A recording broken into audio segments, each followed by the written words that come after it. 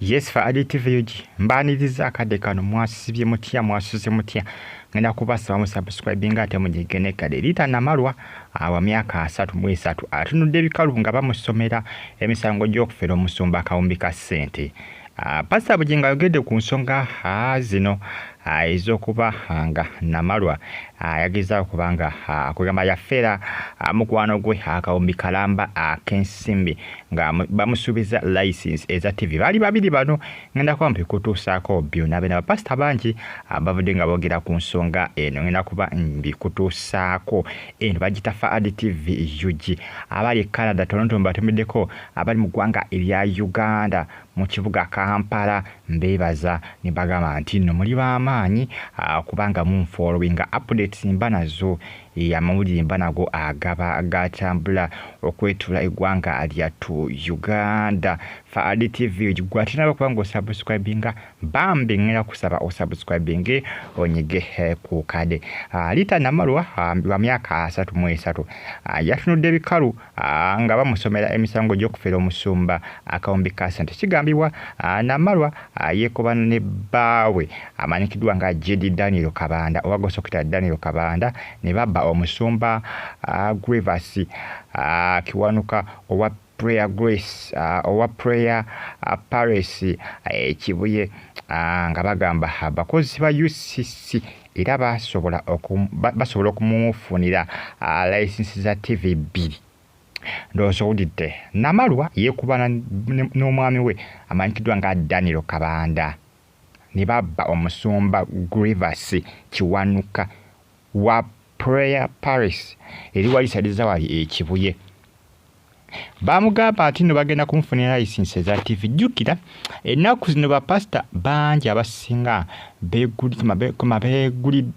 begunjizaawo muze ogw'okukola ama-TV. Bwetegereza obulungi TV nnyingi ez'abapasita naddala ku mukutu ogwa free to air kubanga abapasita abasinga ebintu byabwe bwe bibeera ku TV bituuka bulungi eri abantu. Kibayambako okufuna endiga ezisinga ku ezo bakola ki ziba balina mu kyaki. Kyova abapasita abasinga bafaanye okulabika nga bakola ki bakola zi TV.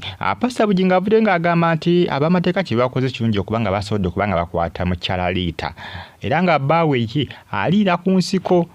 Mukulu Daniel Kiwanuka ye mwami wa namalwa Liita nozo omulengera namalwa mu kooti byamusobedde dda. Mbagambye nti naku ziwa pasita bangi abasinga balina ama-TV balina zi TV nyingi ku fitu olw'ensonga nti fitu air tebajjaako nsimbi ziri awo naye ate ku StarTimes batono kyano zisinga ku fitu air mpitirivu nga bw'okiwulira ez'abapasita. Era bagamba nti basobola okumufunira license za TV 2. Namalwa yasindikiddwa e Luzira yebba aliira ku nsiko babadde mu kooti wali e Nakawa. Byanonesda ku saidi ya mukyala Liita namalwa myaka 33 ndowooza omulamuzi omulengera agambye mutwale Luzira muntwalire Luzira nsooke nfune bbaawe oyo njagala kufuna bbaawe oyo. Omulamuzi bageza kubanga basoyasoya akajiji j'ibibuzo mukyala Liita namalwa oba oli awo ayinza okuba banyi bbaawe gye yeekwese akole ki ayambeko kooti nti abalagirire oba oli awo bayinza omukendereza ku kiki ku kibonerezo. Kooti yasanze obuzibu bw'amaanyi kw'ossa n'ab'ebyokwerinda okwata Liita ono. Liita yageza kwagala okubesimatulako akole ki awenyuke wabula ab'ebyokwerinda babadde standby basobodde okubanga bakola ki basobodde okubanga bamusalako ne bamufunza omwami we ye yasobodde okubanga afuumuka wabula ab'ebyokwerinda bagamba nti bajja kuba bamukwata essaawa yonna. Bapasita bangi nga bavudde nga boogera ku nsonga eno era bambi ne beebaza kooti ku ekyo kyekoze okuba nti nno basobodde okubanga bakola ki basobodde okubanga bakwata mukyala Liita namalwa. Abapasita abasinga bagamba nti basanze obuzibu bw'amaanyi mu kutandikawo TV zaabwe. Ndowooza mwalaba TV ya Pastor Tom Mugerwa naye waliwo bali bagala okugiyingiramuko okwagala okumufera lwakuba yali alabuka.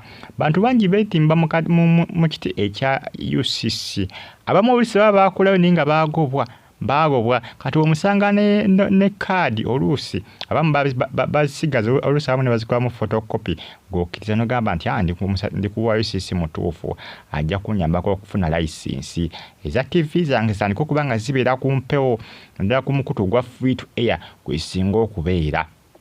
Bapasita bangi basanze okusoomooza okw'amaanyi naye ng'oluusi abasinga bakola ki?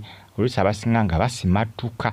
Kati mukulu amanyikiddwa nga Kiwanuka Grievous, pasita owa Prayer Palace Kibuye, ye bw'atyo yagudde mu mbi za mukyala Namalwa kw'ossa ne bbaawe. Ensimbi tewali amanyi oba mwami yazirina oba Namalwa yazirina, kkooti ekyamusoyasoya ky'olaba egambye asooka atwalibwe e Luzira.